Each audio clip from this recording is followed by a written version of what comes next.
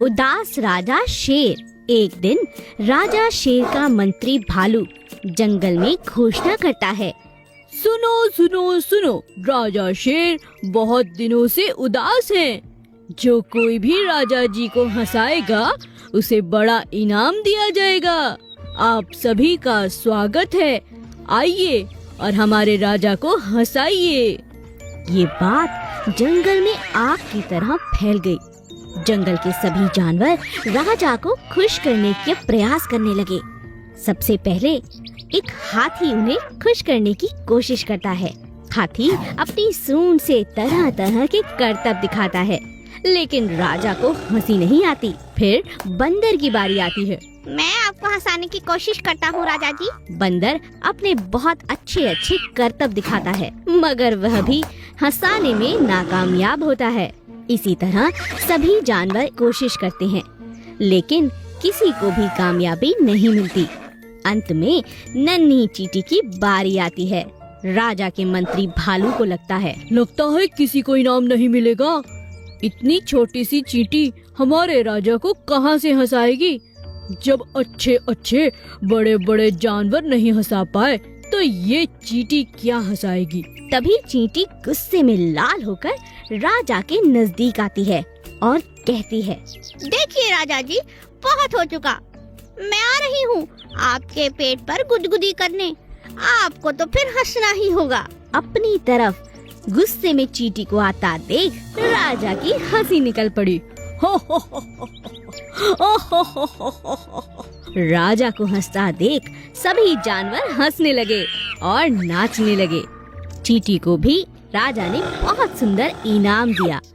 एक महल में राजा के पास एक सुंदर सफेद रंग का कबूतर था।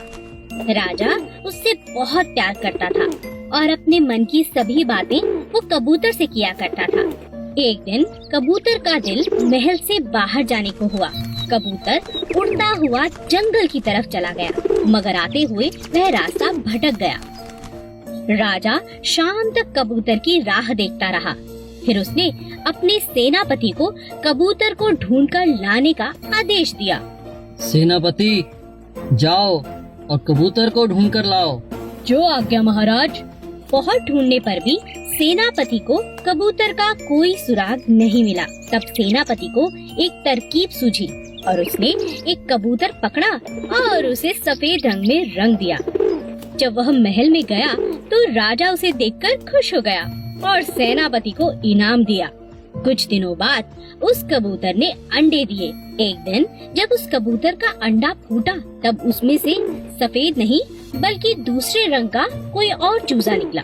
यह देखकर राजा को बहुत परेशानी और शक भी हुआ। उसने कबूतर से कहा, मैं बहुत खुश हूँ कि तुम्हारे चूजे बाहर आ रहे हैं, लेकिन एक बात बताओ, तुम्हारा और तुम्हारे चूजों का रंग अलग क्यों है? यह सुनकर कबूतर राजा से क्षमा मांगने लगा और बोला, मुझे माफ कर दीजिए राजा जी। कई दिनों से आपको यह सच बताने की मैं बहुत कोशिश कर रहा था, लेकिन आपके गुस्से के कारण मैं आपको बता नहीं पा रहा था। कौन सा सच?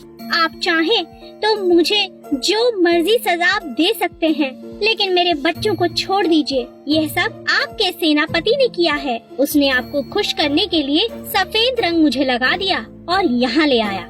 राजा कबूतर की ईमानदारी से बहुत खुश हुआ और राजा ने उस कबूतर को उसके बच्चों के साथ अपने पास रख लिया। लेकिन राजा अपने पुराने कबूतर को भूला नहीं, उसे वह अक्सर याद करता।